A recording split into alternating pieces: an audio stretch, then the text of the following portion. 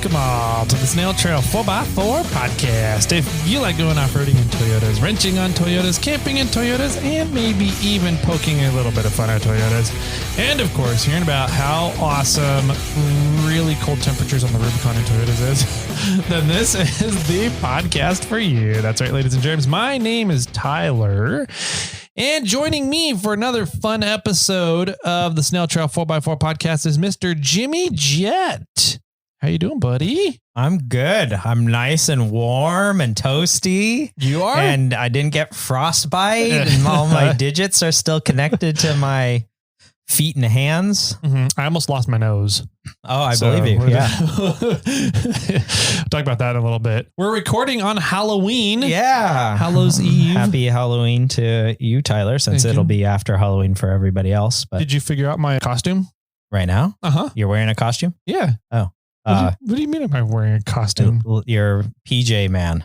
I'm Gen Z. Oh. Yep. Yes, you are. I'm wearing my pajamas and insulated Crocs. Oh, man.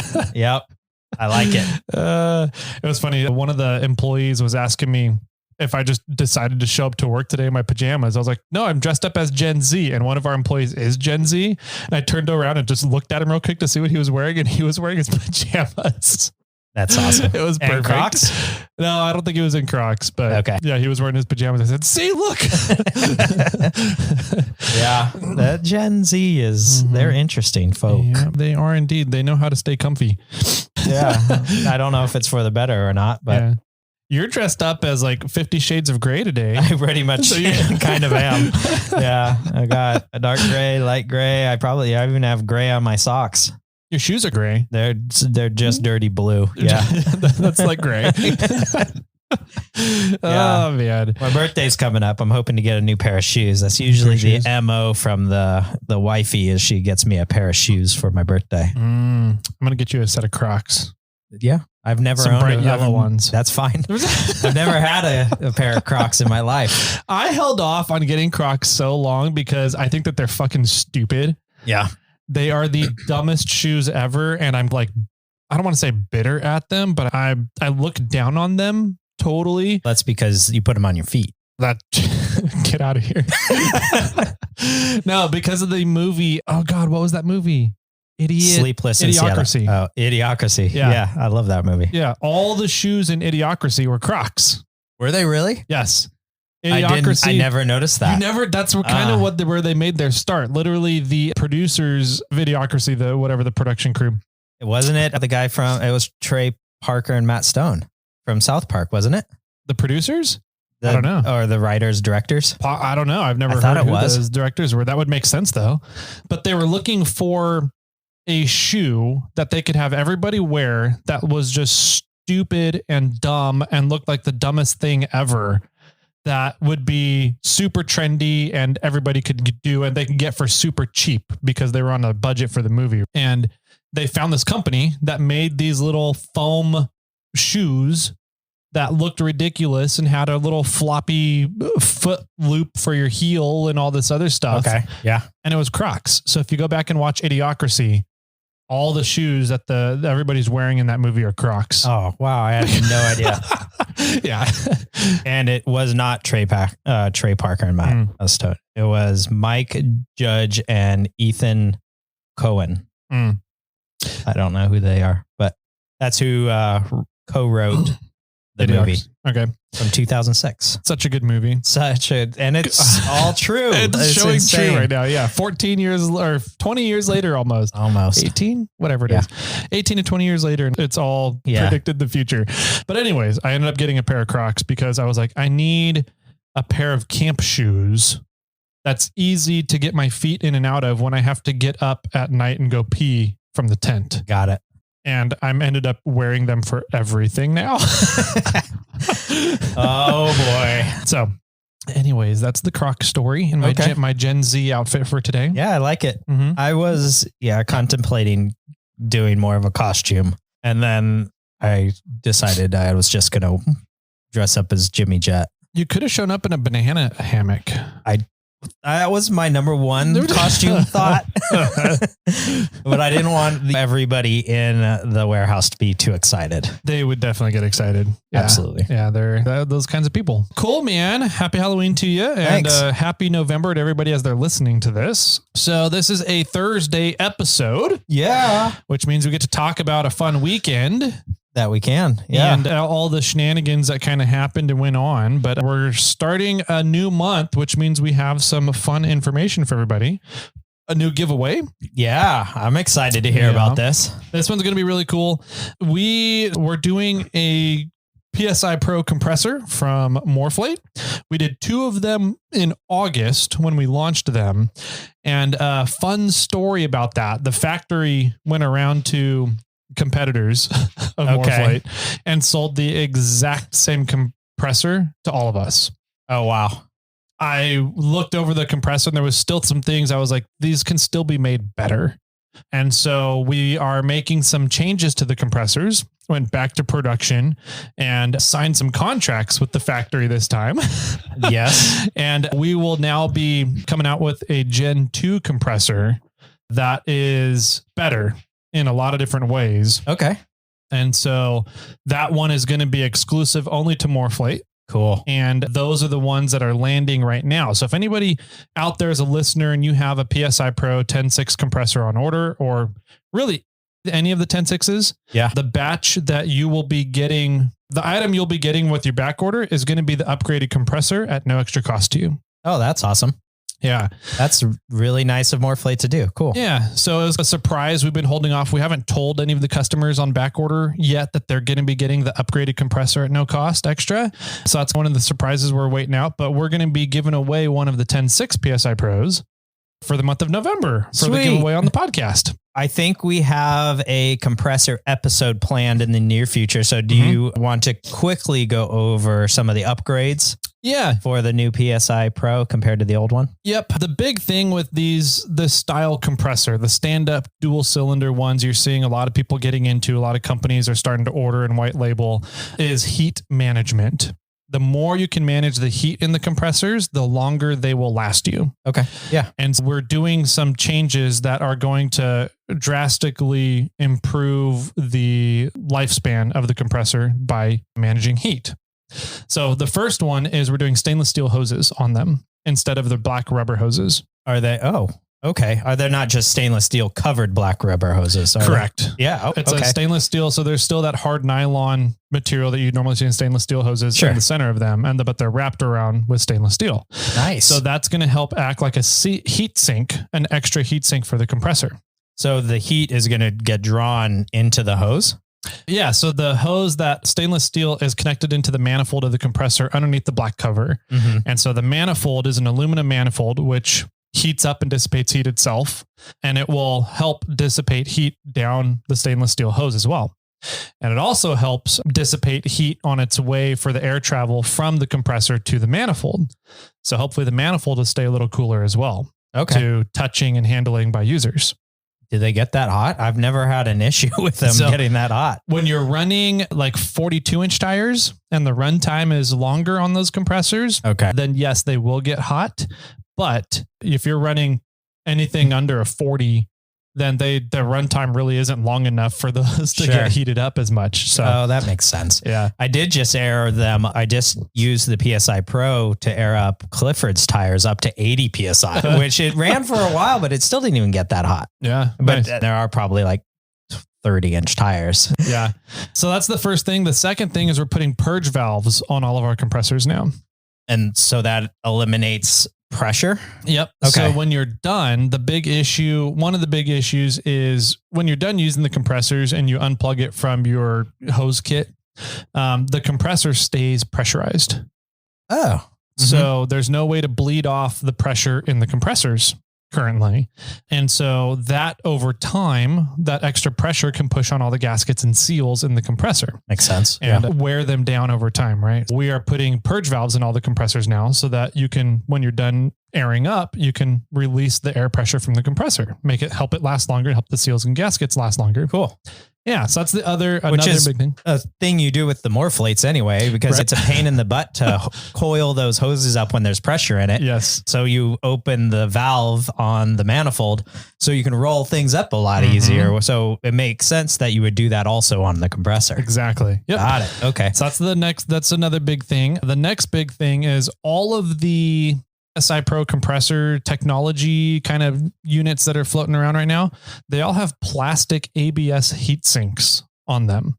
Okay. Where is that internal? No, that's the heat sink on the cylinders. So the green, the fins. Oh yeah. That's the heat sink, right? Those are all like plastic ABS, which doesn't really dissipate heat. Okay. Very well. Yeah. We are changing them all on ours to aluminum heat sinks.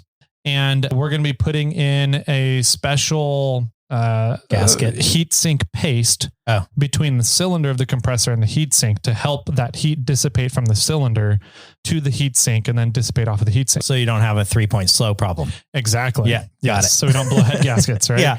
So that's another big change. And then we're also going to be machining the pistons in the cylinders to be a clean finish. Oh, I was like, bigger bore? Yeah. Bore it out. No, we're going to be making it so that it's just a cleaner finish on the tops of the pistons, which will allow for more consistent compression and a cleaner action of the piston in the cylinder. Okay. And then we're also changing out the piston rings to a different material that will handle heat and abrasion better, longer than the current material on all the piston rings. Nice. So you're making it run smoother, more efficiently, hopefully creating less heat. And then you're upgrading a lot of things to dissipate the heat that is created. Exactly. Awesome. Yep. Cool. So they should be pretty freaking awesome. We've already got the contracts lined up with the factories. I can talk about those now. Those changes. Go. Yeah. So have they landed yet? They are in transit. We have a lot of them in production.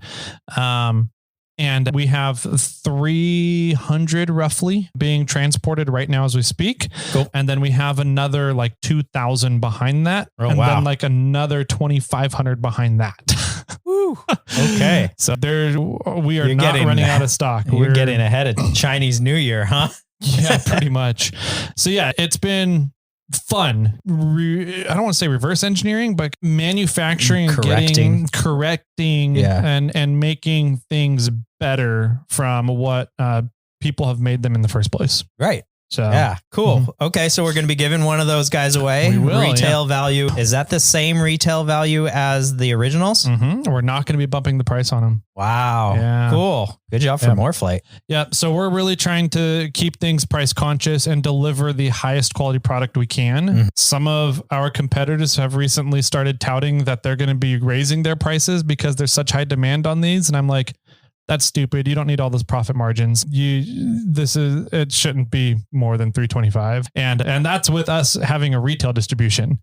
I don't think our competitors really have retail distribution. And so they're making all the profit margin for themselves and still wanting to bump the prices on them. Yeah. I'm a big fan of trying to keep things affordable and keep things reasonable while still delivering a very high quality product and a high quality customer experience as well. So perfect. Yeah, man. Cool. That's exciting. I'm glad to hear that. I know there's more stuff in the works, but I signed an NDA, so I can't talk about those things. But yeah, so this month of November, we're giving away a Morphlate PSI Pro. One of the Gen 2s. Gen 2, which is exciting stuff. I'm now a little jealous. But I only have 37, so I guess I don't have to worry about it. No, yeah, you're still good. We took one of the Gen 1 PSI Pros out to Medical Skills Day, and we're airing people up at the end of the day. And we probably aired up 10 to 12 vehicles and it was doing just fine. I got toasty warm, but it was still doing just fine at the end of the day. Nice. Good. Yeah. Good. Yeah. Let's see. That's the giveaway for November. And we will do a fun airflow, air pressure, air source, air compressor, air tire management episode later in November here for everybody. And so that'll be fun, I think, to finally let me nerd out on air on life data. Yeah, on your life. Yeah. Since we are recording this, that is Halloween. It's not quite the end of the month for us. We'll do the giveaway for the gift boxes next Thursday. Also the attached to that is our bigger bottles of proof syrups that go with those gift boxes. Yep. Since Patreon is closed, we can get to the giveaway right away. Yeah. Which will be fantastic. So we don't have to linger around and let everybody wait and wish they can get another gift box. Yep. So we'll get all those out for you guys. We'll do a couple reviews. And then we have episode 450 approaching quickly. So if you guys, we've been getting a lot of really good feedback and comments. We got a couple voicemails from everything. We've got emails. We've got messages from Instagram. Some really cool stuff coming in, and some really fun ideas that I think are going to be a lot of fun to talk about with the significant others. Keep those coming in, and we'll talk about them all, hopefully, if we have time, on episode 450. And let's see, if you guys want to send those in, you can email them to Tyler or Jimmy at snailtrail4x4.com. You can send them in on Instagram to snailtrail4x4 or 4x4 Toyota Tyler, or you can call in and leave the voicemail, which is 916-345-4744. Let's see, what else do we got for November? We'll be doing all the FNGs and reviews and everything when we do the giveaway. That's usually when we run through all the numbers. So we'll do that next week as well. But we do have reviews that people can leave in. You can always leave reviews on Apple Podcasts, Apple iTunes Podcast, whatever it's called. Yeah. Did you see that Instagram reel, or probably a TikTok video of the difference between Android and Apple people? Of somebody did like a deep scientific study really of who buys what, like the psychology behind them. Yeah. Interesting. Yeah. It was funny. I saw it on Instagram of the reel, but I don't think I fall into the Android category. I don't think you really do either. Really? But the one thing that I did find hilarious is that iPhone people take 5 times more videos and photos than an Android person does. That makes sense to me. I'm terrible at taking photos and videos while I'm out on the trail or other stuff. And they also said that iPhone users buy or spend 3 times as much per day than an Android user does. Like money? Yeah. Holy crap. Yeah. Which I totally see, because if you're willing to buy an iPhone and Apple stuff in general, when you could buy this equivalent thing for cheaper, but you're willing to pay for the name, then it makes sense that you're probably continuously paying for name brand stuff. Yeah. You know, you're buying the North Face or Mountain Hatch or not Mountain Hatch. I don't like them.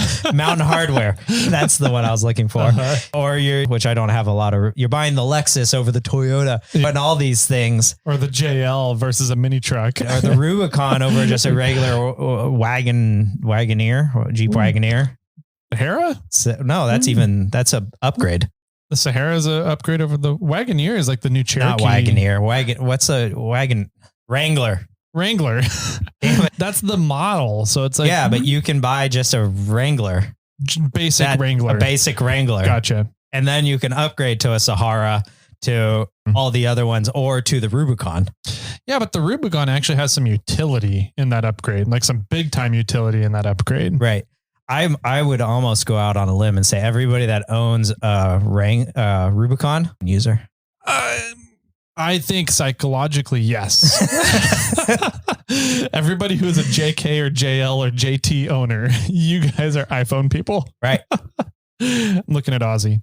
Yeah. Even though he's not here. But yeah, he's not here, but I'm looking at him. So anyways, going all the way back. Yes. Go to Apple iTunes, Apple Podcasts, leave a review once we get to 750 reviews, we're giving away a set of Yokohama tires. We're currently right around 600 reviews, and every 50 reviews up to 750, we're giving away swag packs. Speaking of Yokohama tires, did you see that Trail 4Runner and Trail Tacoma are doing a 20% off Yokohama tire purchases through Simple Tire? I did not. Yeah. That's pretty huge. Yeah. I don't know how long it goes, how long the details are, but right now I saw that they're doing 20% off Yokohama tire purchases. Wow. Yeah. So if anybody's looking to get Yokohama tires right now and you can't wait for 750 reviews, go to simpletire.com and check out Trail 4Runner for the discount code or the link or however that works. And then you can get yourself a set of Yokohama tires, 20% off. That's pretty cool. Yeah, totally. I wonder if they have any 40s. I don't know, but I've had a few people. I posted it on my stories, and I've had a few people message me saying there went $1,500 or there went $2,500. Yeah, for sure. Yeah, I have some feedback about my Yokohamas. We'll get into when we get into the what in the butt. Yeah. Cool. Let's see here. Any other stuff we can talk about? I don't think so. I think we did a pretty good job at the housekeeping stuff today. Yeah, 20 minutes in on the housekeeping. Do you want to talk about what this thing is in the middle of the studio? We can talk about it. I'm not sure what it looks like. A tie rod, or could it be a link? No, that's too small for a link. Too diameter. thin diameter, but too long, I think, for a link. Yeah, maybe an upper link, a tie rod or something. A tie rod or a drag link. Yeah, might be a better guess. Yeah, I think it's a tie rod, and it has some wrenches welded to it, and on one end, and a lot of welding done near a bung. But like the wrenches are not welded to the bung at all. So I'm not sure. No, but the bung is welded. The bung is welded. And it definitely looks like a trail weld. 100%. Yeah. We both don't know where this came from. My guess is it's a Ford part. Yeah, maybe. From a Ford Ranger. From a new employee. Yeah. That's my guess. I'm still shocked you hired a Ford guy. I'm trying to change him. I'm trying to change him. Okay. In your last 2 hires, you hired a Ford guy and a Dodge/Jeep guy. Yeah. There's something wrong with you. There's definitely something wrong. That or they better be damn good at their jobs. I don't even know if that's the case. But yeah, so we got, we don't know where it came from, but on the coffee table here in the studio, there's a link of some type, whether it's a suspension link or drag link or a tie rod with some welding on one end, but they do tie in the bung here. Oh, okay. So I think the bung ripped out and they put wrenches on there to weld it back together. Maybe. I think somebody's trying to run too big of tires on their Ford Ranger and it ripped the bung out, would be my guess. Ford Rangers can only do like 30s, 31s, maybe. Yeah, they should. So yeah, safely. Once you're above that, you're running risk of ending up with this on your vehicle. So yeah, feel bad for all you Ford Ranger owners out there. Yeah. Better get bigger links, drag links, tie rods, or whatever they are. Anyways, let's see. The weekend. Why don't we start with recording with Iron Man 4x4? Okay. And then why don't you move up and to the point where I take off? And then I'll tell my story. Okay. And then you can take back over with the remainder of your story. Okay. Deal? Yeah. Okay. So we had a plan to record with Iron Man 4x4 at 5:30? 5:30 p.m. on Thursday last week. And so that was at the time when I was like, I wanted to be up on the trail already or up in the area. Sure. But I also had a really important business meeting at 6:30 a.m. on Friday morning. Okay. So I was like, do I try and get a Starlink? Because I sent my Starlink off to Unique Componentry to get the flat mount, the 12 volt conversion flat mount. Okay. Yeah. So it's currently with, I think his name's Justin at Unique Componentry. And so I don't have my Starlink right now. So I tried borrowing a Starlink and that didn't work out. My next goal was, all right, we're just going to go up to Ice House Resort and camp there for the night and then go in early the next day because my dad needed to do an in and out on the trail. And then get back home to Visalia from the Rubicon by dinner on Friday. Oh, okay. So we had to go quickly and get in there as far as we could.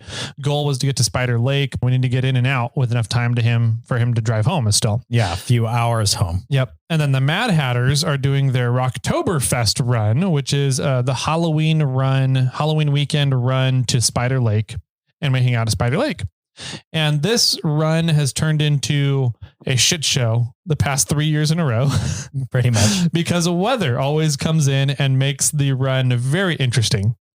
I was like, oh, okay, here's the plan. I'm going to try and go up and stay at Ice House Resort Thursday night, take my phone meeting 6:30 a.m. Friday, and then immediately head off to the trail. And then we're going to go into Spider, back out, And then at some point we'll pass the Mad Hatters, and then I'll head back into Spider after getting my dad to Pavement. Right. And then hang out at Spider. You were going to come in Friday evening. Yes. And then Jason from Willie Wine and Whiskey and Samurai James were going to come in on Saturday.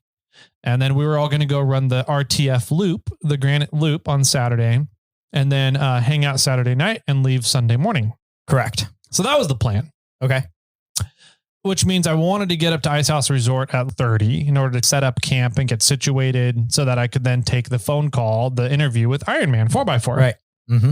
We didn't get out. We got out of town. I think we would have been fine to make it there around 4:30, 4:45. But I realized about half an hour away from home that I forgot my camping stove. Yeah. I think you mentioned that in the podcast, the intro. I think I did. And it was supposed to be like 12 to 15 degrees at Spider Lake overnight this weekend. So cold. Like 40 to 45 degrees during the day. At the high. Yeah. At the high. Yeah. There was a day earlier in the week because the assistant and I are going up to the Rubicon, and I was like, babe, the low here today is going to be the high over the weekend. She's like, all right, we need to find all the snow camping gear.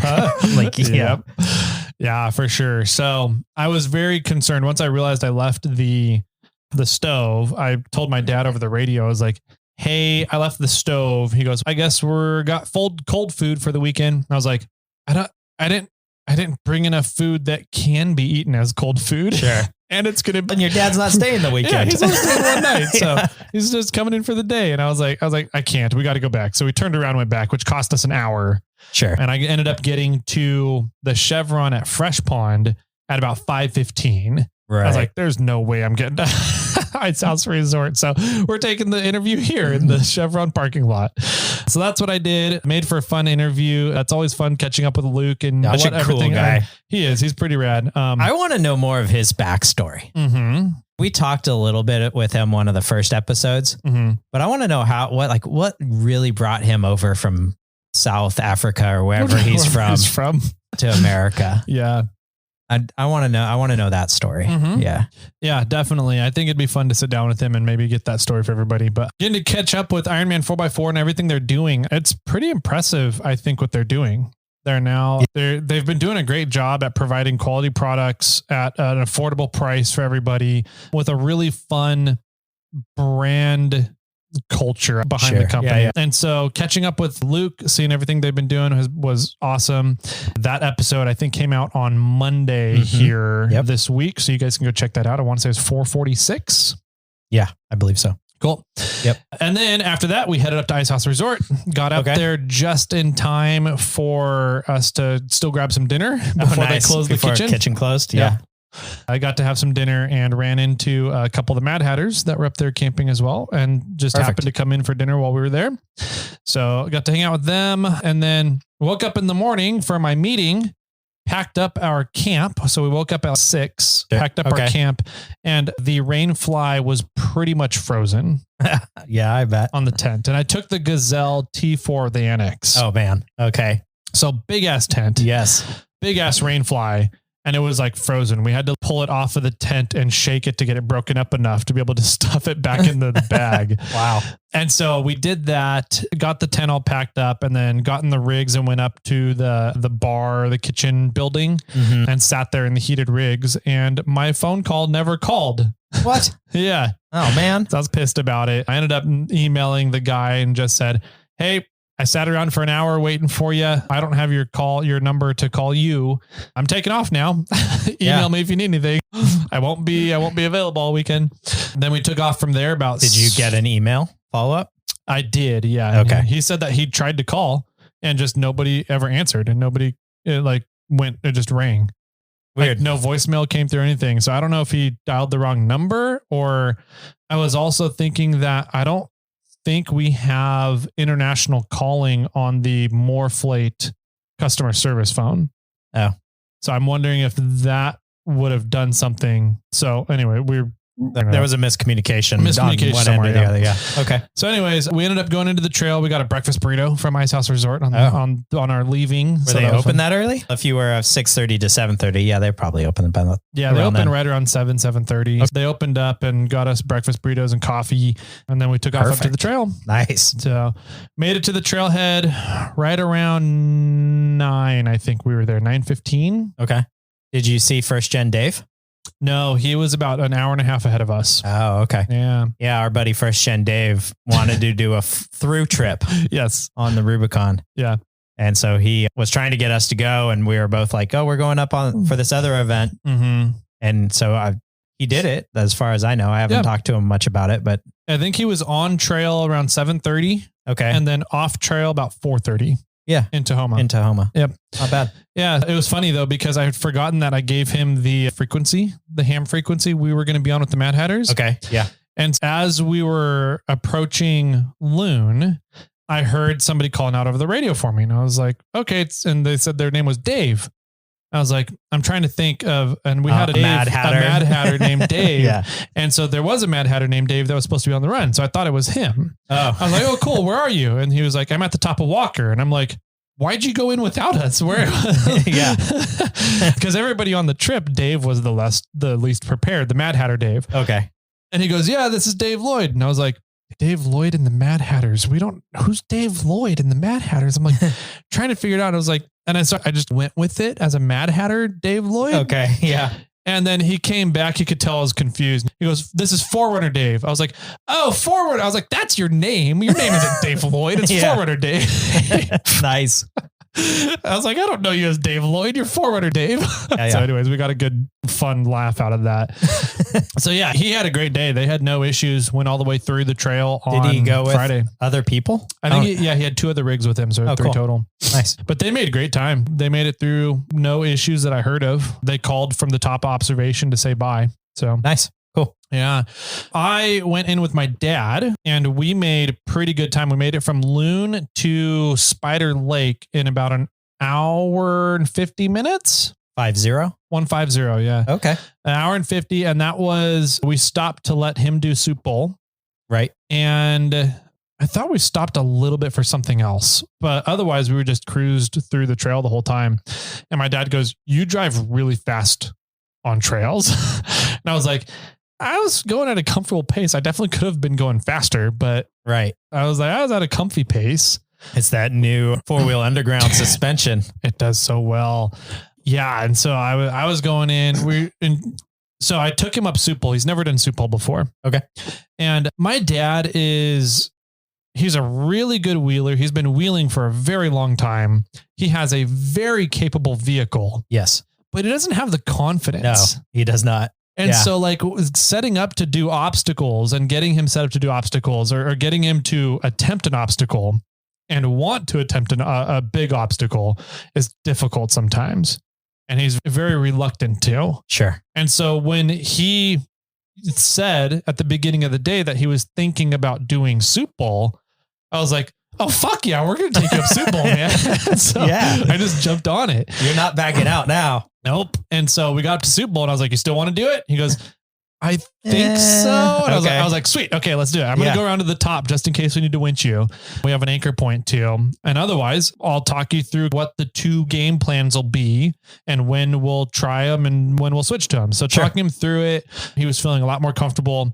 And I said, the cool thing about doing Soup Bowl right now is we just put in a new inclinometer into his vehicle. Oh. So he came up a couple days earlier from the trip to have me do some work on his truck. Yeah. So I put on some new Baja Design Squadron Pro lights. Cool. Which, holy fuck, those things are impressive. Oh, yeah. Which ones were they? The little 3-inch pods that have a flood and spot. Oh. So at the bottom, I think 3 lenses are flood. And then there's 2 on the top, I think, that are spots. Okay. And he's always talking about how he wants to see for a mile and everything around the road for a mile with his lights. Yeah. And so he said he bought some Baja lights, Baja Design lights. And I'm thinking he's going to show up with the 7-inch round, like, big lights. He shows up and he pulls them out of the box. There's little 3-inch round, cute little Baja Design. They're 2-1? I think it's 2-3. 2-3. Yeah. Okay. Or 1-3, something like that. Interesting. Okay. They're the Squadron Pros, but they're the ones that I would throw in for my fog lights on the Charlotte. I think so, but better. Okay. Bigger, more output. I don't know what they did. It's the same size as your fog lights on Charlotte.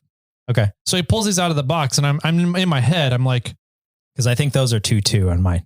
Okay. Could be. So. It's the Baja Design Squadron Pros. Got it. And so he pulls them out and I'm like, in my head, I'm like, I don't think these are going to do what you want. You're not going to be happy, Dad. You're not going to be. These little 3-inch lights, they're not going to light up everything for a mile. That's, but I'm like, I'm not going to argue. He does a lot of research. He's the kind of guy who job. He's an accountant.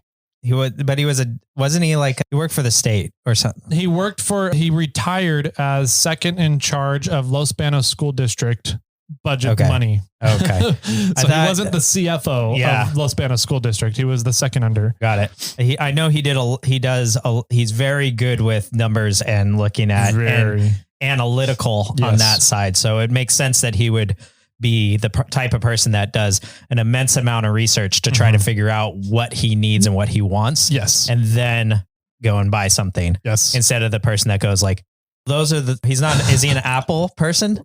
No, he's a no technology person. Right. So he's not the guy that goes, these are the best and most expensive. I want him. Yeah. He's the type of person that does his research to try to figure out what the best probably bang for the buck is. Bang for the buck for him and what he wants. Yeah. I was very skeptical. Sure. And we got them installed and I wired them in such a way so that he had a switch on the dash where middle of the switch is off and then up does one thing and bottom does one thing. Oh, cool. So 2 different functions that the light can do. And I wired them into so that when he has the switch down, the lights turn on no matter what. Okay. So power goes to the lights. Yeah. When he has the switch up, the lights operate according to how he has his high beams on his headlights. So if the high beams come on, those lights turn off? They turn on. Oh, they turn on. And they turn off when you turn off the high beams, even though the switch is still on. Okay. So if he's driving on the road and he sees a car approaching, he can turn off his high beams and it turns off those as well. Exactly. Got it. Yeah. So we set all that up and then at nighttime we were testing them around the neighborhood and I was like, holy shit, these things are amazing. I was like, kudos. These work really well. I was very impressed. Those 2 3-inch pods put out pretty much the same amount of light as my 24-inch light bar. Wow. Yeah. Okay. So kudos to Baja Designs and the Squadron Pros. Badass little 3-inch lights. Anyway, so we did that and back to the inclinometer. Right. We installed a really cool multi-purpose clock display in the stock clock location for the Toyota Tacoma, the first gen Tacomas, which is the same location as the second gen 4Runner as well. Okay. And I would imagine the same location as the third gen 4Runners as well.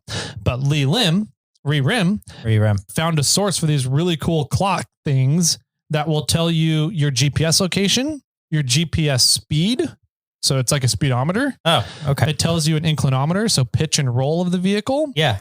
Time and military time, date, and a couple of other really neat things. Oh, okay. And so I saw that. I always assumed it was for the Land Cruiser. No, apparently he found one that fits, or at least it might be the same one he uses in the Land Cruiser. And he just has a different bezel that he 3D prints for the Tacoma or the 4Runner or whatever vehicle you have. If it fits in the second gen 4Runner, it probably fits in the third gen pickup. Probably. Lee, I need one. Yeah, you do need one. Everybody who has these anybody who has a vehicle for off-roading needs one of these. If you have the old, it's just a clock and that's all it is. A little LCD clock. Mm-hmm. You know how much those clocks are worth? Huh? They're worth a lot of money. Shit. Yeah. Try to find one. Okay. I'm going to sell mine then. Cause I'm getting that one from you don't Lee. Use it. Yeah. Yeah. It's, I haven't ever tried to sell it or buy one, but I've heard people have told me that they're impossible to find. Mm-hmm. And most of the time they don't work or the clips on the back are broken and they're just hard to find a good quality one. And if you can, they're worth money. Shit. Okay. I don't know if my dad kept his or if he left it at my house. I'll have to find Sell that one. Sell it. Too funny. So anyways, we got that installed and that thing is so rad. Yeah. I'm very impressed with it. Anybody who has an older Toyota, reach out to Lee Lim. You need one of these clocks.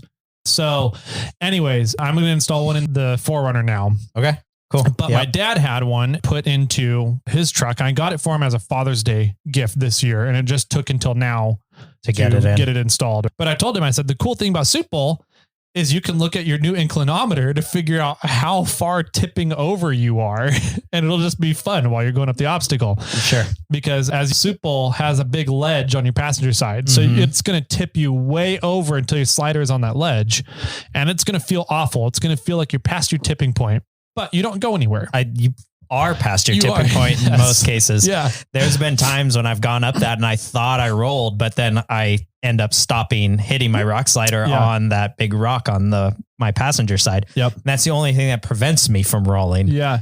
But yeah, you're at such an extreme angle that in my mind, I think you're beyond your rolling point. I think you are too most of the time. And what brings you out of it is your rear passenger tire coming up the ledge. Yeah. Until then, the ledge is holding you from rolling over. Right. Yeah. So anyways, I told him that and he's okay, you got it. And so while he was going up, his inclinometer was reading 48, 49 degrees. Oh my God. Rolled over. That's impressive. Which was fun. I had him originally try and take the straight up, right? You put your driver right on the point of the upper ledge, and then you just work your way over until you fall over and you can wiggle your way up. It didn't work. Okay. Couldn't get it to happen. And so we ended up taking up the long wheelbase line then, which is you use that ramp on the passenger side to go up. And he literally just crawled right up without spitting a tire. Cool. And it just went right up and he was so excited about it. That's awesome. He got up there. My dad doesn't really get excited about stuff. So yeah. More seat time for him is what he needs. Yes. He just needs more seat time and to get more comfortable with the vehicle and get more comfortable with the capabilities of him and the vehicle. Right. The vehicle is a very capable truck, his Tacoma, and he just needs to get used to what it can and cannot do. And there's not much that it cannot do. No. Yeah. It's a fantastic rig. Yeah. Got him up Soup Bowl and we headed off to Spider Lake. Got to Spider around 11:30. Got to hang out for a little bit, half an hour, showed him around, got to show him the lake, show him Windy Camp there. And then I dropped off all my camping gear and headed up back down the trail to head out to Loon Lake. Okay. While we were heading out, I ran into my doppelganger. Okay. You have a doppelganger? Yeah. So do you follow Sideways SR5 on Instagram at all? No. His name is Justin Braun. Okay. And he's been building a 2nd gen 4Runner, green, same color as Kermit, using Super Duty axles. Okay. And 4-wheel underground suspension. Oh, yeah. Got it. So we've been comparing notes on the build as he's been doing it. I've been doing it. He did a 3/4 swap on it as well. Okay. Perfect. Dual cases. We keep comparing notes back and forth. We've never met in person. We keep talking on Instagram. Yeah. And I was at the top of Walker and somebody came through and goes, "Oh, there's 3 more rigs behind me." I said, "Okay, cool. I'll hang out here at the top of Walker and let them come on through." And he was one of the rigs that came through and he saw his hood pop up over the top of Walker. And I was like, "There's my doppelganger." Too funny. We stopped and chatted for about half an hour, compared notes on the vehicles. And then he went on. So it was really fun to finally meet him in person after comparing notes for a year and a half. Right. Yeah. On these 2 rigs. So met him and then headed on out to Loon and passed a few different rigs on our way out and just said hi to them and whatever and kept going. When did you run into the Mad Hatters? We ran into them right below Soup Bowl. That kind of rocky descent down from Soup Bowl to Little Sluice or Winter Camp to Winter Camp. Right there is where we passed them at. Oh, okay. Mad Hatters. So they were almost there when you guys were leaving. Yeah. Got it. Yeah. We made it out to Loon. I got my dad aired up. We checked all of his suspension links. He had a couple of jam nuts that were loose. And my rear upper link jam nuts came loose on mine and changed my pinion angle drastically. Oh no. My link does not like to stay tight on my rear upper link on the 3 link. Interesting. So I need to find it. I think what I'm going to do is get it adjusted, get the pinion angle perfect, what I want. It's still not dead on. I just eyeballed it and then tack the jam nuts to the link because they're all steel. So I'm going to probably do that, but got him out to Loon, said bye to him. And he went on his way and I headed back in the trail. Okay. On my way back. And so that's Friday at 2 p.m. Got it. Right around there. All right. I was curious when he got off the trail because I knew it wasn't him. I was very confident it wasn't him. But when I was driving up, I swear I saw your dad driving down. Oh, interesting. And I'm like, This is way late. Yeah. But it was a white 4-door Tacoma, but the rig was narrower than his rig. And so I was like, that's not him. Yeah. Like I'm fairly confident that's not him. Mm-hmm. It's 1, it's too late. 2, he would not be going this route. Yeah. Okay. Right. He would be going down towards 80. Huh? Was he going over? Okay, that was above Georgetown when I saw him. Okay. Yep. I'm like, he would not be going this route. That can't be him. But I was like, was it him? I was all second guessing myself, but yeah. Okay. It was definitely not him. Not him. Yeah. He went all the way down Ice House back to 50. Right. And 2:00. And 2:00. Yeah. So I wasn't even thinking about leaving yet. Yeah.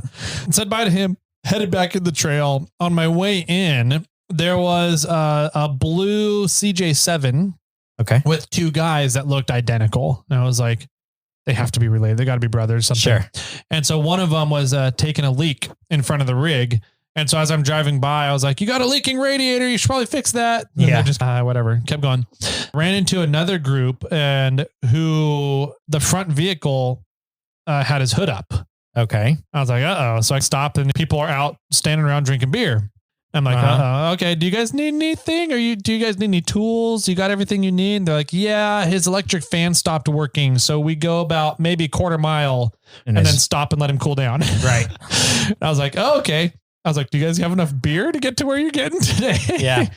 And they were like, I don't know. We might be out by the time we get to camp. So we'll see how this works. So joked around with them for a little bit and then kept going. And ran into some other guys right around Noby's Rock. Okay. Mm-hmm. And they were going really slow. And there's a couple of really neat rigs.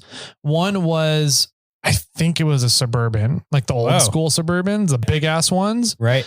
And then one was a GMC, like a little quarter ton. Yeah. Quarter ton. It was pretty much quarter pound, quarter ton GMC truck. Okay.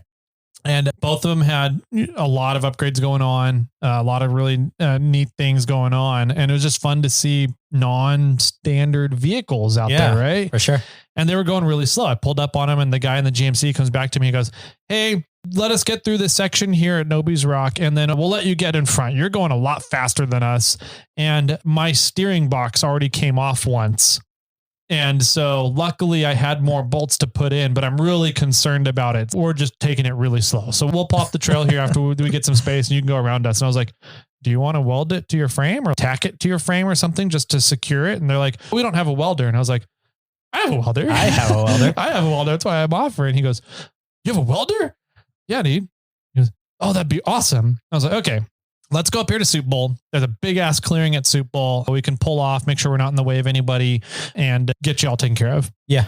So we get up there, I'm following them and we get to Soup Bowl and I park next to the guy's truck. So I'm set up to get the premier leads over there. And I jump out of the truck and they're like, are you wearing Crocs right now? I was like, yes, I am. And they're like, are you going to weld in your Crocs? I was like, yes, I am. And so immediately from then on out, we just immediately hit it off. They're a bunch of jokers that just love life. They come from the hot rod scene. Oh, cool. So they're very up on engines and engine performance, and they're not used to big axles and suspension stuff. Right. And so we're talking about differences between hot rod scene and off-roading scene. Yeah, cool. And just gearheads in general hitting it off. And so we got everything set up and I tacked the 2 bottom bolts onto the frame. And theirs is the kind where the bolts go through the frame and then threads into the steering box. Oh, yeah. I just tacked on the 2 bottom ones and I was like, you should be okay since you have new bolts in here threaded into the box. But I'm a little concerned about leverage of the steering box pulling the top away. So we started looking at the top and how to access the top bolt location on the steering box. And I was like, I think we got pretty good access here through the hood, looking down at the top of the box, but we couldn't stand up. I couldn't reach it from how tall his vehicle was. And then I remembered I have that little collapsible footstool. Oh yeah. Uh-huh. And so they're like, we don't really have anything either to get it. And then it hit me. I was like, oh my God, I just got a stupid little collapsible footstool off Amazon for $20 that Big Mike from Marlin Crawler showed me. Mm-hmm. And I was like, I get to make use of it. And so I just started laughing and they're like, what's so funny? I was like, you're going to love this. Hold on. So I went and grabbed that little footstool out, popped it out, and they were just blown away. They're like, that's amazing. What's the weight load on that thing? I was like, I have no clue. We might find out. Yeah. So I used that to reach the top of the steering box, got everything tacked in, joked around with them for a little bit more. They tried to pay me. I said, nope, I'm not taking money. Just pay it forward. Next time you see somebody that needs help on the trail, stop and help them. Right. And they were like, cool, we'll do. And I was like, sweet. I said, if you guys want to come by our camp later, we can't let you stay the night because it's private property and I don't want to invite people just randomly there to spend the night. But if you guys want to come and hang out for a couple hours and have some beers, come by. Yeah. And never saw him again after that. Okay. But headed on down the trail and got into camp. Where were they trying to make it to? They wanted to make it to Buck. Okay. And I was like, you guys aren't making it to Buck at this pace tonight. Right. Sorry. I was like, there's a couple really good camp spots. There's winter camp right up here around the corner. There's the camp at Little Sluice at the bottom of Little Sluice. There's a camp up at the bypass of Little Sluice. That has a great lookout. It just gets a little windy at night. I said, there's a bunch of little campsites that are, and I just named off a few of them. Right. Arnold's Rock is an awesome campsite too area. So just before Arnold's. Yeah. Just before Arnold's and then just after Arnold's. Yeah. Back in the trees. By the toilet. The best toilet in the world. Yep. Yeah. And they were like, cool, that's awesome. That's great info. Said bye to them and never saw them again the rest of the weekend. Okay. Made it into camp. So it took me from 2:00 till I think it was 5:00 when I pulled into camp with stopping and welding them and talked to other people. Got it. Okay. I made dinner. Safeway has started doing these like ready to cook meals to go thing. Interesting. And so it's literally like a tri-tip and broccoli or steak and asparagus or chicken and something else. And you cook it in the container or you put it on a plastic container. You just take this thing and dump it into a pan and cook it. Nice. And it's $7. Wow. Yeah. For one or two people. One person. Okay. And so I was like, that's actually pretty sweet for camping. So like you just take that, throw it in a Ziploc bag so it saves space in the fridge. And then you just take it out, dump the bag into your pan for dinner and cook it. So I had a flat top steak. I forget what cut it was and broccoli that night, but cooked it, dumped it in the pan and worked out awesome. It's all pre-seasoned. Wow. Everything ready to go. Nice. For Saturday night, I had tri-tip and bacon wrapped asparagus with garlic butter. That was the preset meal? Yeah. Wow. Yeah, it was, we'll get to Saturday though. Anyway, so we're all hanging around the campfire Friday night, just staying warm because it started as soon as the sun went down, temperature dropped quick.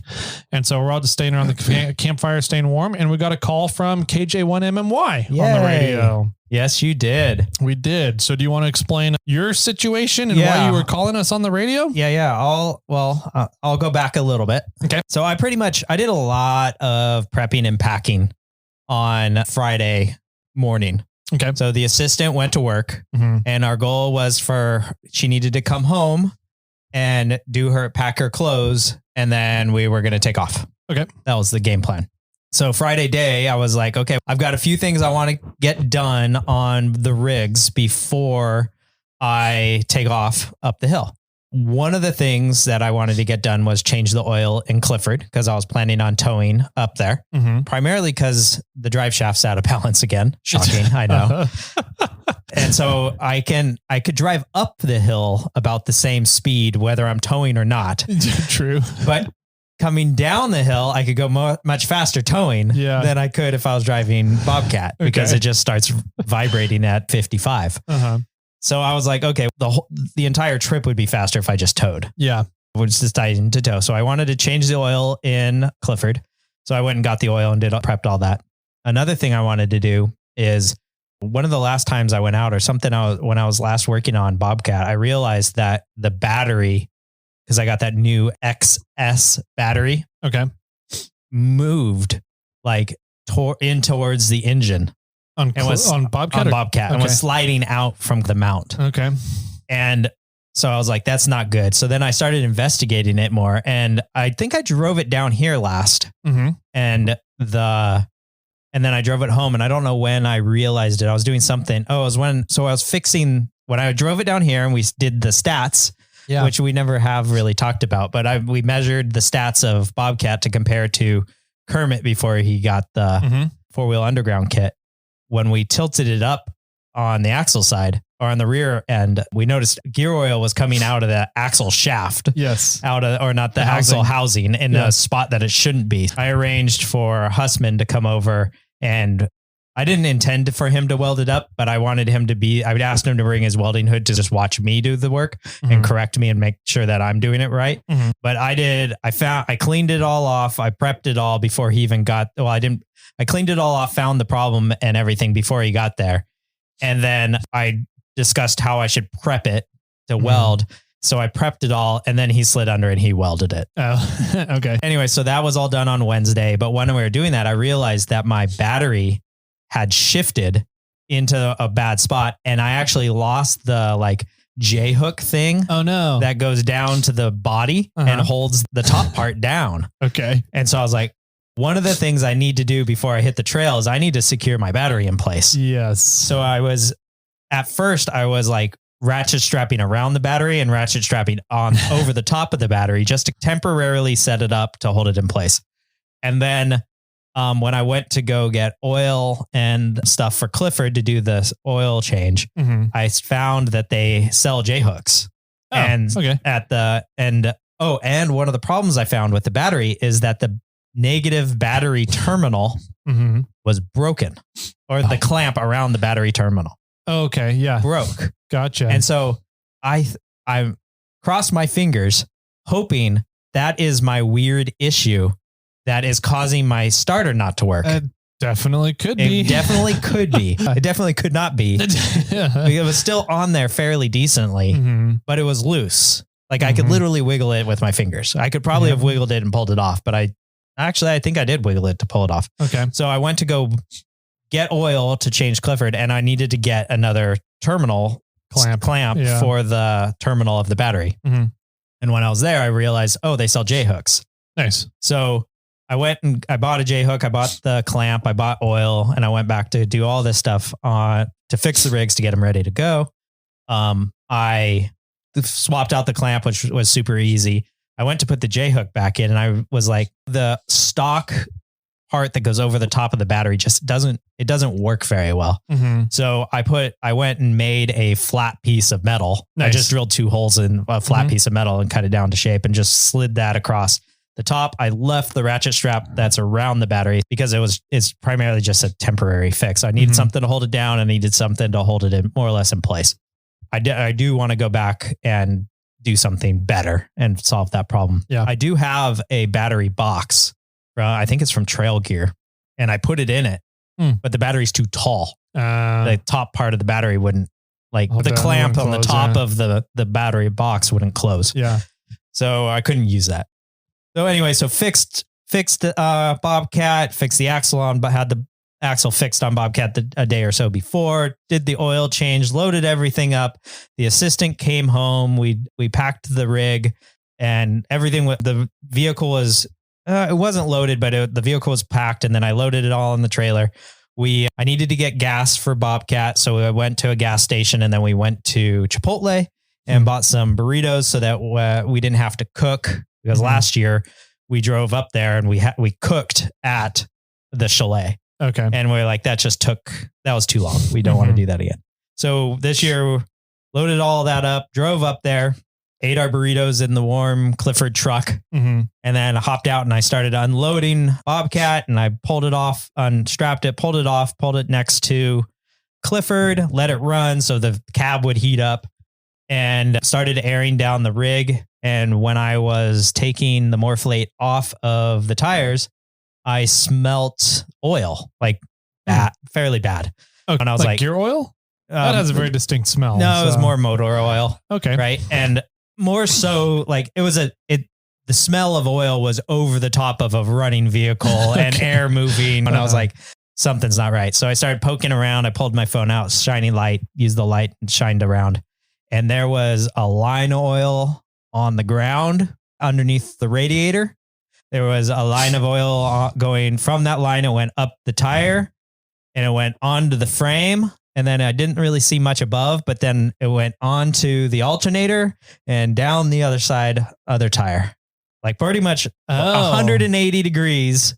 Like something is spinning and throwing oil. 100%. So I was like, oh, okay, where's all this oil coming from? Wow. Okay. So I got my phone out. I used the light, started investigating, and there was a lot. So that's the front of the engine. Front of the engine. Okay. Yeah. So there was a significant amount of oil coming out of the front main seal, hitting my crankshaft pulley. And that was just throwing oil everywhere. Jeez. Yeah. That sucks. So then I got on the radio and I was like, I first got on the Simplex channel, the Mad Hatter Simplex, and nobody answered. So then I got on the Ruby Simplex. Yeah. And I got a hold of you guys. Gotcha. And that's when I said, hey, I'm out. Like, Bobcat's broken. Yeah. I need to fix this. And it's not worth possibly breaking down on the trail, driving down the trail. Like, I probably could have made it. I probably could have been adding oil the whole time. I would have had a very well lubricated front end of that vehicle. And I could have made it. But nobody had a front main seal. We didn't want to rip it apart at camp. It was just, you also could have ended up with not enough oil and then seized the motor. Yeah. And the entire time driving down the trail, I would have been throwing oil everywhere. Yeah. So in my mind, I was like, this isn't worth it. Not worth hurting the trail, not worth possibly breaking my vehicle. It's as much as it sucks. We're all the way up here.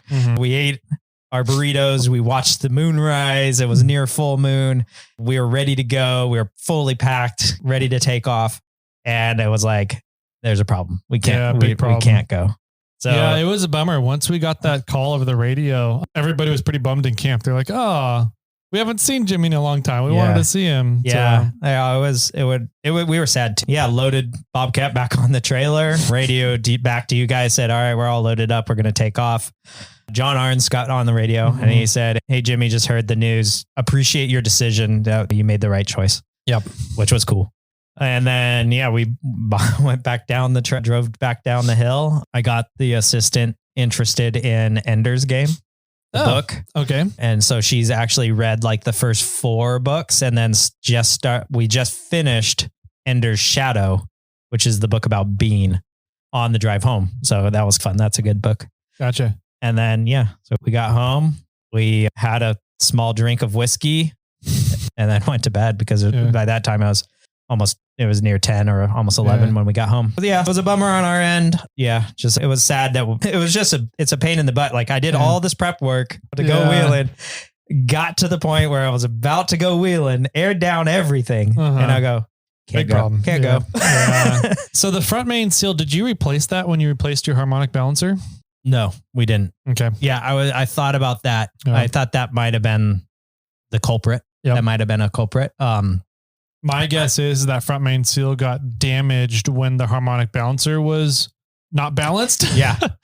And it finally let go. Yeah. I think that might've been the problem starter for sure right there. I've done a little bit of research. It's like a $4 part for the seal. It's not that big of a deal to change it out either. No, it's pretty easy. You just got to pull the harmonic balancer off. From there, you can change the seal out, but a few of my readings say you should actually go in a little bit further since you're this deep. And that's the oil pump right there is the next thing there. Yeah. Pull the oil pump off as well and change the gasket behind the oil pump. Yeah. And then put everything back together. Yep. And when I'm doing that, I do an oil change because otherwise oil will fall out of the front of the vehicle. Yeah. So I get an oil change done as well. Nice. So for a few bucks, I rebuild the front of that vehicle. Yeah. A few bucks and maybe an hour of work. So if you've done it before, you can do it within, I've done it in about 30 minutes before on the 22RE, but I also had more space between the front of the radiator than what you do. So. I don't think I need to pull the radiator out to pull the harmonic balancer off. That would be you just got to be careful as you're doing it. But got to take the belts off and pull the harmonic balancer off and I'm going from there. So it's not a whole lot of work. I don't know how. I think first gen or Forerunner Dave messaged the group and was like, I thought you're supposed to be up on the Rubicon. Yeah.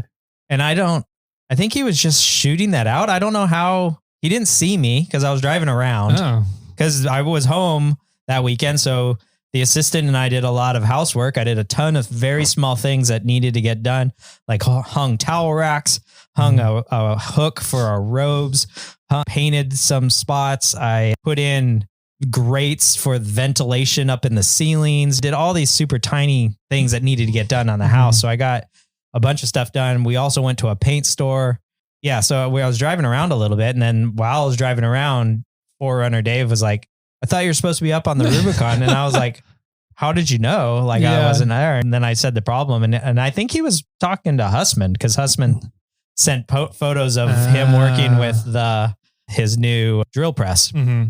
But I don't think I put those together until later. Gotcha. So then I said the story, and then Hussman's like, all right, time for a V8 swap. I'm like, V8 swap when I could a $4 part or do a whole V8 swap, which is funny because I was showing him pictures of axles the other day, which happened to be a 44 front and a 14 bolt rear, which I agree I'm not going to do, but I think I could have got them at a screaming deal.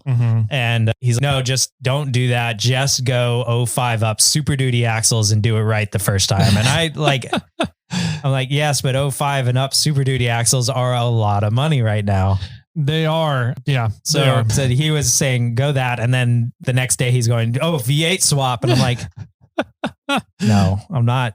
Bobcat runs very well and does everything that it needs to do at this point. Yeah. As it is. I don't really need to upgrade it. Everybody please message Jimmy, Snail Trail 4x4 on Instagram and say LS swap. Yeah. So that's all it needs to be said. Just LS swap.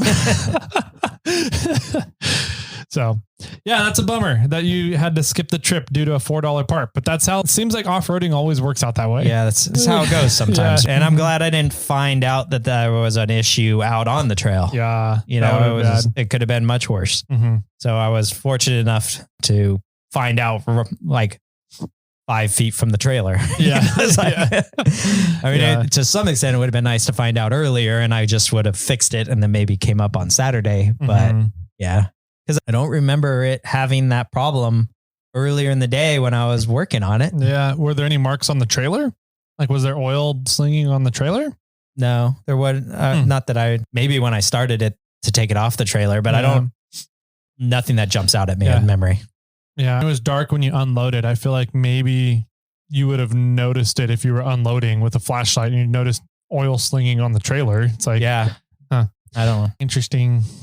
So we all missed you. Missed you guys out there. Thank you. We missed going out there. I don't think we really missed the cold, but we did. This was probably going to be the assistant's last time off-roading this year, which it might be my last time really going off-roading. Maybe some snow wheeling late in the year, late December. We'll see, or how that works out when snow coverage actually happens. But I'm going to try to fix that here sooner or later. We talked about it on the way home I don't know what I was thinking. I was going, oh man, now I've got 2 vehicles to fix, but one of them's only an hour-long project, if that. That was Friday. A lot of fun things happened Friday. And then we went to bed and we thought it was very cold when we went to bed. It was very cold. It was cold when I was unloading the rig. It was very cold. And we woke up in the morning and it was very cold outside. And the puddles were iced over and people's water bottles were iced over. But I will tell you what, electric blankets are fucking amazing. Yeah, I bet. Yeah, for sure. We brought both of the 500 amp hour lithium cubes with us because we have Gen 1 and Gen 2. And I think our game plan was pretty much run one until the battery died on Friday night and run one till the battery died on Saturday night. Yeah. Because we didn't bring the fridge because we knew it was going to be, temperatures were going to be low. Yeah. So we're bringing the Yeti more or less to keep food warm enough. Yeah. So they didn't freeze. Yep. was the gist. But so we didn't need any of the battery power for anything else except for keeping us warm at night. Yeah. Yeah, but same thing. I brought my fridge. I unplugged it in the evening time when I pulled the Jackery out of the rig and took the Jackery into the tent with me. And it was the way I run my cold weather sleeping arrangement is I have my little backpacking cot with a thermarest in it. So it's got a 1 inch roughly of foam and air in there. Okay. Underneath me. Yeah. And then I have on top of that, I have a big old comforter from a King mattress comforter. Folded in half. Yeah. But I wrap the sleeping bag in it like a burrito. Oh my gosh. Yeah. So I have the comforter and then the sleeping bag and then the heated blanket in the sleeping bag. Oh my gosh. And then me in there. And so everything else wraps around me like one giant burrito. And I usually will take I have an AC. It's a 110 volt 120 volt AC heated blanket. I'll plug into the Jackery and run that for 1 hour. There's a timer on it. And so I can run the blanket at high. So it gets to 110 degrees and for 1 hour. And that takes about 30% of the Jackery. Oh, wow. Battery. But that's all I need. I just needed to get warm so that you can keep it warm. Uh-huh. Sure. And so I was fully expecting to wake up at multiple times in the night and have to turn it back on for like an hour. Yeah, probably not. And I didn't have to. And I even got up to pee once and put my Crocs on. Yeah. And went out and peed and then came back in and got back in my little burrito. And I didn't need to turn the blanket on. Sure. To get it was already still warm. Yeah. From me getting up and a very simple, stupid trick to that is when you get up to go to the bathroom or get up in the middle of the night, close the bed. Yeah. Just put it all back. Put it all back. Fold it over. Don't leave the whole bed open to cool down. Fold it open. And it's something that's common sense, but I didn't realize it until later in life. Probably when I was snow camping at some point that I was like, why? I get into the bed and it's cold, but if I just shut my sleeping bag, it stays warm. Uh-huh. Yeah, it's just a simple thing. And that keeps the bed warm so that when you jump back in, it's not so bad. Yep, that's what I did. Only needed to run the blanket when I went to bed. And otherwise I was toasty warm. And I went to bed with my heated jacket on. Okay. But I didn't run the heated jacket. I was cold and the bed hadn't warmed up yet. Yeah. And so I ended up taking the jacket off before that first hour of the blanket was up, and it shedded another layer. It took my sweater off throughout the night too. So we have an electric mattress pad, which was a fun story by itself. Yeah. Or not the electric one. I guess they're just a mattress pad, but so there's a mattress pad, an electric mattress pad, sheets. And then we have a king size comforter that's on a full, more or less. Okay. And it's not quite big enough. If you fold that thing in half with me and the assistant up there, it doesn't cover both of us. Okay. It really turns it into a twin, right? Mm-hmm. And it needs to be open the whole way, but it's crunched in a lot because you can't extend it past the perimeter of the tent. It does really well, but I almost packed a 0 degree sleeping bag just for the assistant. So that it's like, if she gets cold, shove her in that. I can shove her in that. And then put the comforter over the top of her and run the mattress pad. Yeah. But I usually, when it's cold nights, we do the same thing. I'll preheat the bed and then we'll jump in it and get warm. And then usually with 2 bodies in that tent, it warms. Once the tent warms up, we sleep very well. We're very warm. Yeah. Yeah, when we were at Ice House Resort Thursday night, when we left in the morning at 7:30 a.m., 7:45, it was 20 degrees outside. Yeah. At Ice House Resort. Weekend. When I looked a few days before leaving, it was highs of 40 to 45. Lows were in like the mid-teens, like 13 to 15, that's super cold. Yeah, it was very cold. At least cold for us California people. Right? Not if we're from Minnesota. So, we were looking in the morning around at everything. Just everybody's got a huge layer of frost over everything. Tents, vehicles, puddles are iced up. People's water bottles are iced up. And we ended up talking about it later in the morning with everybody as we were all waking up. And everybody was like, we were all pretty toasty warm. Nobody felt cold during the night. Good. Up there. Everybody was prepared enough because they knew it was going to be really cold weather. Exactly. Smart. Good. Yeah.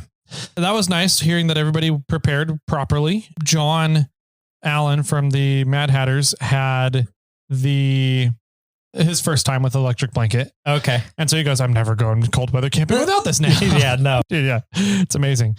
So he was fun. I'm trying to pull up the temperatures from Spider Lake. Did you have it on an app or pictures or? Spider Lake has a weather gauge up there that reports the weather through ham radio. Oh. So you can access the weather gauge. Let's see. What's today? Today's the 31st. 30th Sunday. So it only shows Sunday. It doesn't go back far enough. What was Sundays? It shows the temperature on Sunday. The low was about 27. And then the same on, Sunday, Saturday, Friday, Thursday. Low was 27. So it was actually warmer than what we were thinking it would have been. Yeah. but the wind that or their gauge is right next to one of the buildings up there. That could be as well. So yeah, let's see here. We had Saturday morning. We all woke up and we were like, we didn't really, everybody felt pretty good. We all had our breakfast and coffee. Yeah. And then hung out for a little bit chatting until James and Jason showed up. Right. Yeah. So Samurai James came in, Jason Green from Willie Wine and Whiskey came in their buggies.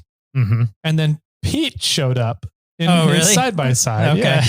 Yeah. So he brought a side-by-side and he brought a buddy with him. His name was Brian in his side-by-side. Cool. So 2 buggies and 2 side-by-sides showed up pretty quickly in the morning. And then we all hung out, said hi, and then went up and ran the RTF loop. Nice. The granite loop.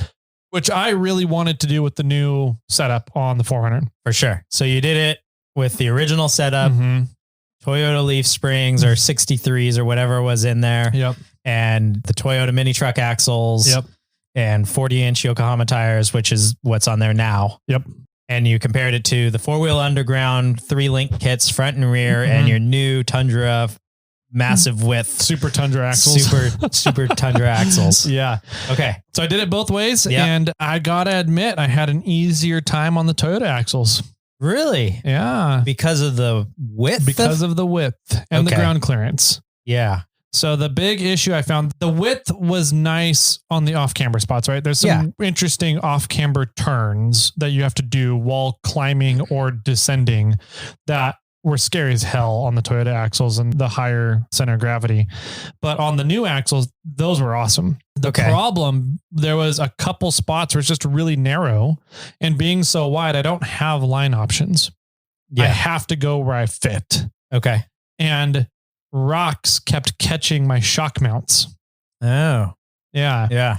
So I was having trouble in a few different spots getting caught up on rocks that I'm like, I shouldn't be getting caught. There's nothing here to get caught up on. What is going on? And Rhonda was riding passenger with me most of that trip, that trail. And it became a running joke of ghost rocks.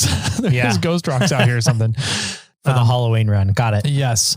But anyway, the interesting thing that I found was at Barrett Lake 2 weeks ago, I was running 6 PSI in the Yokohamas. Okay.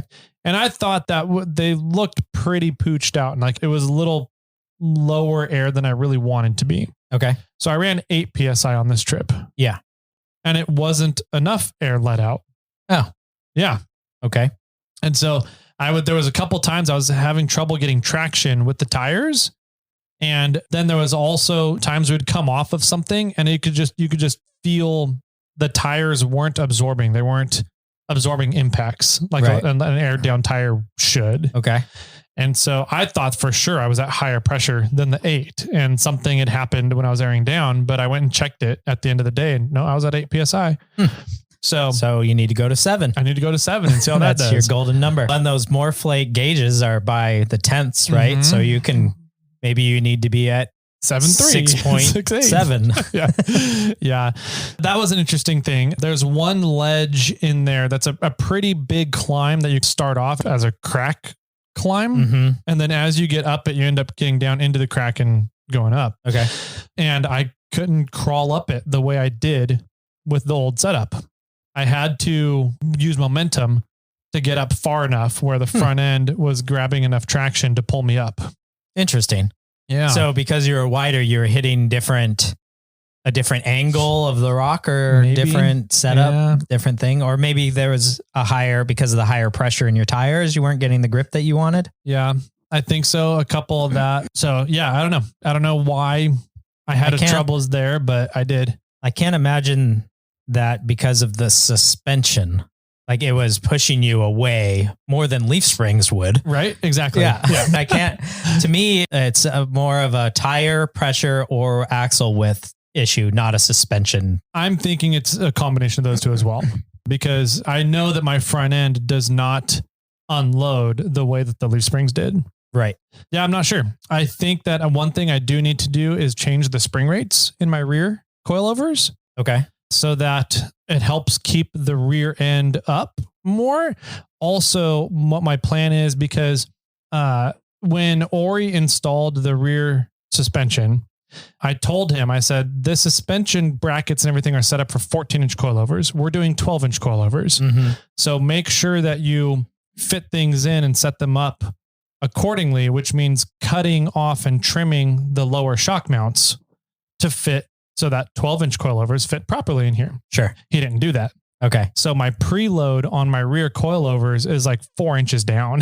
Oh, I'm going to cut off the rear shock mounts and trim them about 3 to 4 inches and then glue them back onto the axle. And then when I do that, I'll probably pull the springs off and redo the spring rates to the way Brian suggested.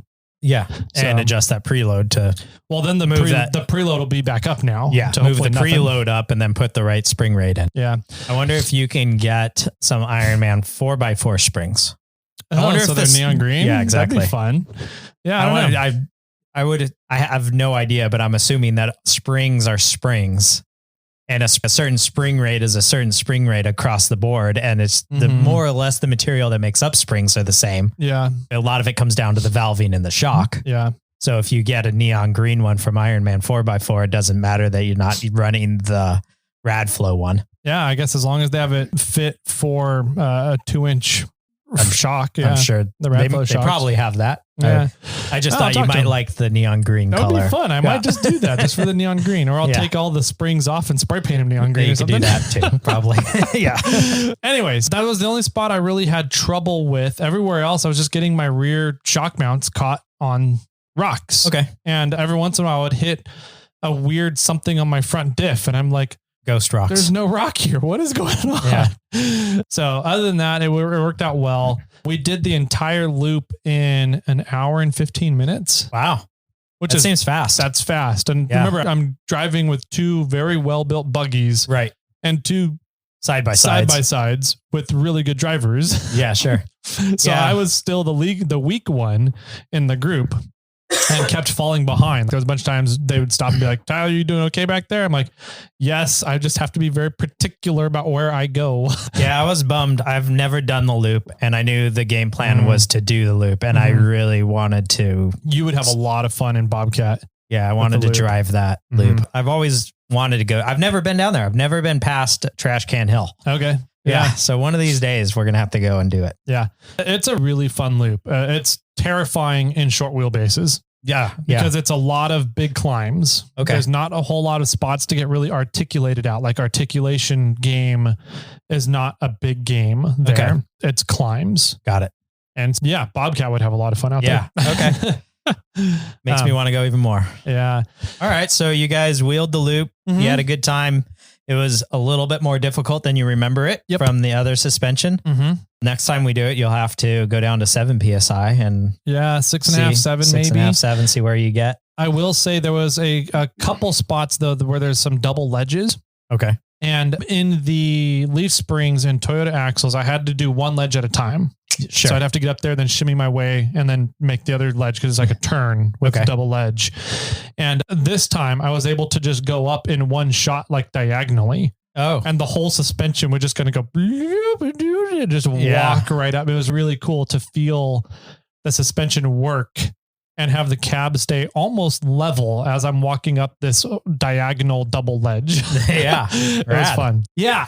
Let's see. So the RTF loop was fun. On the way back out, the buggies went and did Old Sluice. Okay. They went up Old Sluice. Ooh, nice. And the side-by-sides went to do the end of the trail out to observation. Oh.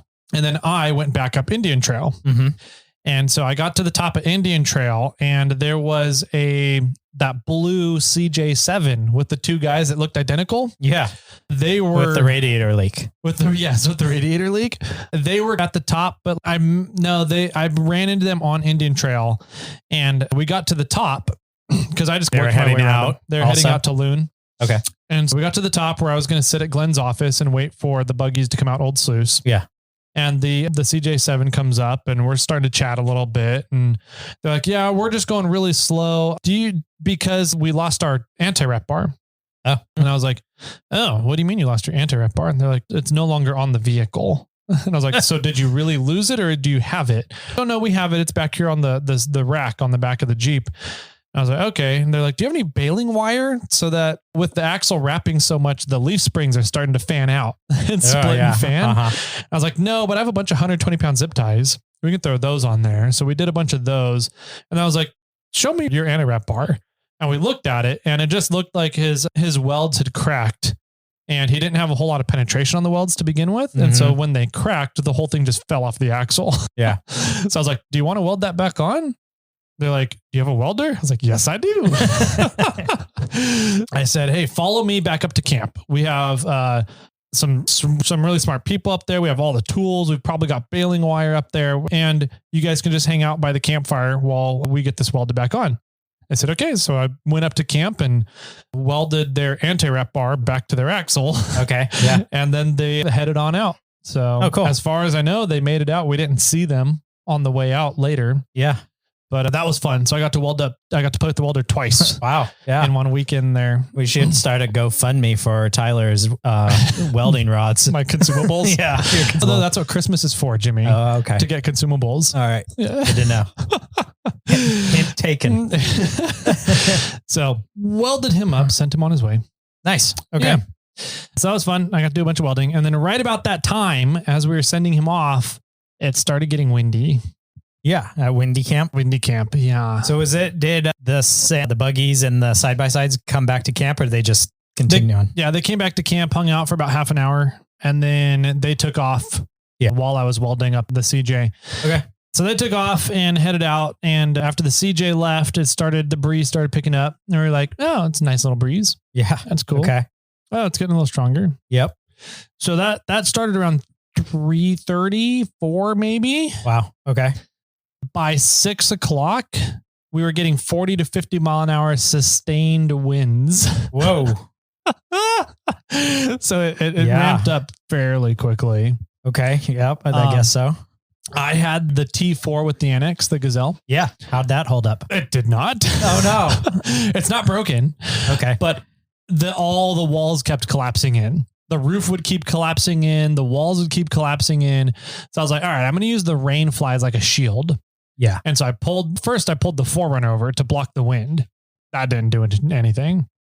And then I tied the rain fly to the Forerunner to pull it out away from the tent so that the wind would hit the rain fly and then wouldn't hit the tent and collapse the walls. Sure. That didn't work. Don't at the joints of where the T4 collapses in. Isn't there a rope attachment point there? Tie that off to the Forerunner? I did. Oh, okay. So then I tied 2 of those off, the 2 that were getting hit by the wind the most. Yeah. Tied those off. And I had 1 long paracord and then my winch line extension. And I didn't have a winch. I still don't have the winch on the rig, right? Yeah. So I was able to create 5 tie downs using 2 ropes. Got it. And that still wasn't enough. Wow. It was still because I couldn't get the other side of the rain fly tied down. So it was just flapping and flailing all over the place. But I think I got it tied down enough where it wasn't going to collapse in anymore. Okay. But at that point, 2 tents went flying. Okay. So John Allen's tent went flying. Wow. When was it staked in or did it? It was staked into the ground and it pulled the stakes out and sent the tent rolling over a couple times. Dang. So we ran over and grabbed that, repositioned his Jeep so that we used his winch line to tie off the wall that was catching all the wind. And then after that, it was fine. Staked down. Dave, not Forerunner Dave. Yeah. The other Dave. His tent went flying and he doesn't have a Gazelle. Everybody else had Gazelles. No, Morgan did not. Morgan had a little backpacking tent. Dave's tent kept like fully folding in on itself. And it was like a Coleman 2-pole, just a crossover simple tent. Yeah. So we pulled his Jeep over and used some of his paracord to tie his tent down to his Jeep. Josh has a Gazelle and it kept collapsing in a wall. So he tied the wall off and then another wall went collapsing in. So he tied that one off to his Jeep. And then Morgan was just fine in his little backpacking tent. Yeah. It's one of the ones that has the rain fly that goes over all the way to the ground. You're just laying it. It's only 2.5 feet off the ground. It's a backpacking tent. It's a backpacking tent. And so he was just fine. Never had anything, no issues whatsoever. The biggest thing that he did was he put his windows back into his Jeep Sure. Because you have a soft top. So we're all looking over. Oh, Morgan, everything okay? He goes, yeah, I'm just putting my windows back on the Jeep so it doesn't freeze over inside the Jeep tonight. And we're like, okay, yeah, mister, that's the worst you got going on right now. And all of us are like freaking out, helping each other to secure our tents. Yeah. And right around that time too, we're like looking at everybody's tents tied down in all sorts of funky ways. And it was way too windy to have the fire going. And so finally we gave up and put the fire out. And then shortly after that, we were like, nobody had dinner yet. And everybody's going to be miserable and cold, and nobody's going to get any sleep tonight. Yeah. Because of all the wind. So we decided to tuck our tails between our legs and go on a night run. Oh, okay. And by night run, I meant pack up camp and get off the trail. Oh, yeah. Yeah. Okay. I heard rumor of somebody had a steak fly off their grill. I don't know where that came from. I know that Renee said that John said that. And okay. I can imagine somebody's grill got knocked over and maybe they had a steak on it. Yeah. But no, I heard a rumor that it was so windy that it picked up a steak off of the grill and threw it onto the ground. Not that I'm aware. I'd never heard that. Okay. But there was a lot going on in that hour. Sure. So I'm not sure. I do know that Josh, when he had all of his camp packed up, it was just his tent to put away. He pulled the ropes holding the tent down and the stakes out. The tent went flying and got caught up in some bushes. Like before, if those bushes weren't there, it would have been on the other side of Spider Lake. Yeah. Wow. Wait, the wind was blowing that direction. Yeah. It was blowing from the trail towards the lake. Interesting. Yeah. Oh, I would have assumed it was blowing the opposite direction. Right. Anytime a little breeze came up while we were there, that's exactly what it was, coming off of the lake and going towards the trail. Yeah. And this whole wind event was coming off of the trail going towards the lake. Yeah. I get that. In a way that makes more sense. Yeah. Because it's up a canyon. Yeah. To that point where across the lake is mountains. It could come down the mountains across the lake and out, but it also makes more sense that it's up the canyon towards you. But yeah, I don't think I've ever been there when wind's gone from the trail to the lake. Gotcha. Yeah. That's probably the worst wind event I've ever been camping in. It would have been the worst I think I've ever been camping in. I've had some serious gusts down at King of the Hammers. Yeah. But not sustained winds like that. Yeah. One of the things I needed to do on this trip was I needed to shoot some camera footage of using this rope roller thing that I got to test out and show. And one of the things I was going to do was say it's supposed to be we're supposed to get some wind gusts up here, and something that you can do with your rooftop tent is you tie down the top rung of the ladder to your wheel. Okay. So that if the wind comes and it tries to pull the tent up, it can't. Yeah. Because it's held down by the rope or strap that you put there. And I was going to show how to do that with these rope rollers. And it would have been a fantastic test. Would have been amazing for my tent. Yeah. Yes. So I was bummed now because I could have shown some video footage of it working. Yes. Yeah. And that would have been the place to test it at for sure.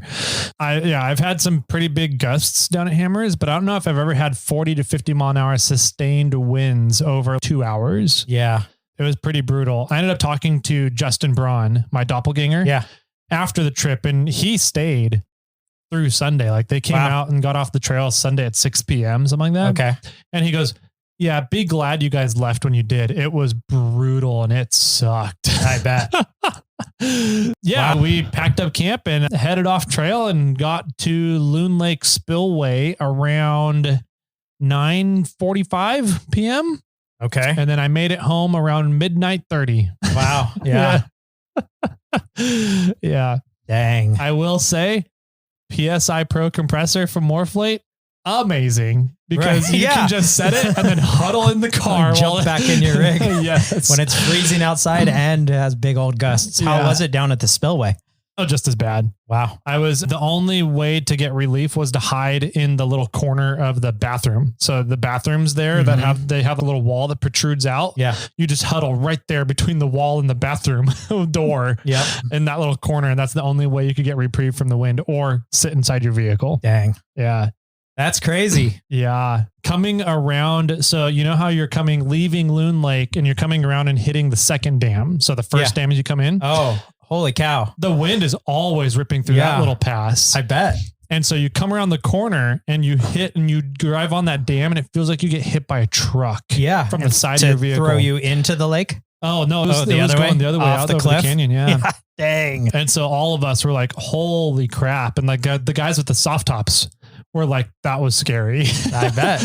Yeah. Wow. Coming through there, white caps, big white caps all over Loon Lake. Mm-hmm. It was it was raining or snowing pine needles everywhere. Sure. The road at some points coming down Ice House Road, you couldn't even see the road. That's how many needles had come down and debris had come down. Yeah. Yeah. I know driving up there was like all kinds of clumps of debris on the road, but I could see that. That's crazy, man. That's wild. Yeah. It was really windy down here, but nothing like that. Yeah, it was pretty crazy. I was curious as to what speed the winds actually were. Cause I was like, we had to have been getting 60, 65 mile an hour gusts, like, maybe 40 mile an hour sustained or something. So when we got down to the cell phone corner before Loon, I jumped on the APRS and checked the weather gauge, the weather station at Spider, and it was 40 to 50 mile an hour sustained winds and 55 to 60 mile an hour gusts. Dang. I was like, that's crazy. Wow. Yeah. And that was the Rubicon trip. Yeah. So. I just want to go on the record and say, if you orientated the rooftop tent correctly, you would have not had any issues with it flying away. Probably, yeah. So win for rooftop tent. Definitely in that situation, huge win for the rooftop tent. Just don't have all the windows and everything all open. You'd have to collapse it all. Yeah.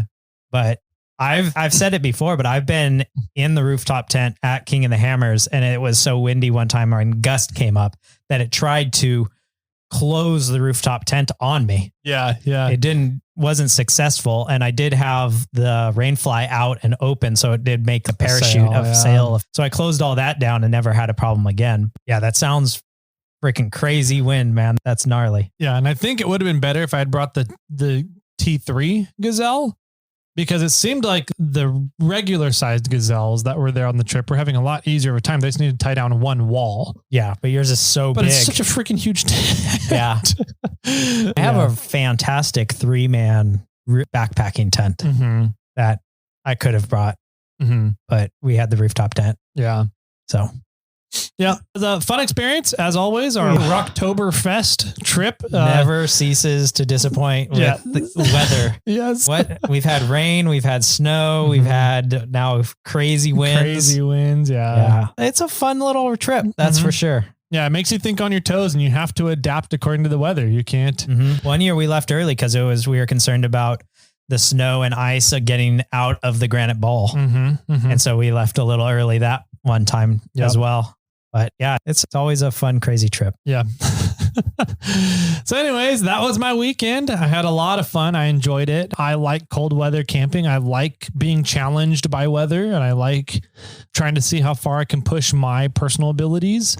That trip every year is fun for me because that's what it's turning into. It is. So it's also the first trip of winter. It always ends up being, it's like the last 2 years was the first snow of the year of this winter season happened on this trip. And this year is just a massive wind event. Right. Yeah. But it's a change of season event. Totally. Up until this point, it's been like more or less summer wheeling, right? Okay. Yeah. It's like, maybe we're wearing pants now. We're still not like sweaters, but then whenever this trip comes around, it's like, pull out the cold weather gear, pull out the gloves, get the heated jacket out, get the heated blankets out. We know this is going to be a cold event. And then from here on out, it's a cold season. And so it's always this event that is that transition for us out here in California. October is the month that has the biggest swing from hot to cold. Yeah. And this happens always at the end of October for Halloween or near Christmas. Near Halloween, excuse me. Yep. And so, but it's at the end of the biggest swing of the temperature month, but which makes it the fun trip that it's turned into. Exactly. Yeah. So a lot of fun. I don't know. We got, let's see, for the docket coming up here for episodes for everybody. We have a really fun one with a really cool guy coming out on Monday. We'll let you guys listen to that one. We're going to have him back on for, I think, multiple episodes in the future here, but fun episode with him. You guys get to hear that on Monday. I'm going to be out at SEMA this week. And I guess if you're listening to this on Thursday, it's probably too late to say hi to me if you're out there. Yeah. But hi, if I didn't see you. And I think that's about it. The next stuff we'll be doing will be FNGs, birthdays. We'll do some reviews. We'll announce the winner for September's giveaway and then talk a little bit more. So, October. Thank you. You're welcome. October. We're in October right now. Yeah. October's giveaway. And we'll have a lot of announcements on the next Thursday's episode. So, yep. Cool.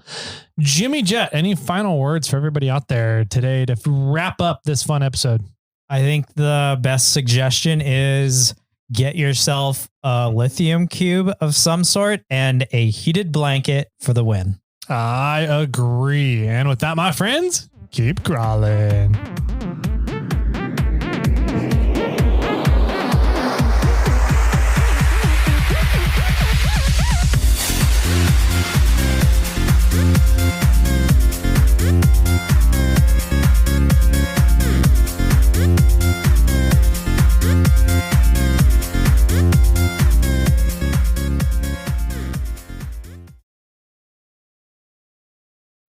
I got one for you. Joke. Is it still Halloween themed? No, it's after Halloween. Okay, if you say so. It's November 2nd. Okay. For people listening. Yeah. Did you hear the one about the rude turkey? The rude turkey? Yeah. No. It was jerky. Is it? Okay. A jerky turkey? A jerky turkey. Turkey jerky. Jerky. Turkey jerky. Okay. Or it was made into jerky. Made into jerky. I like that one better.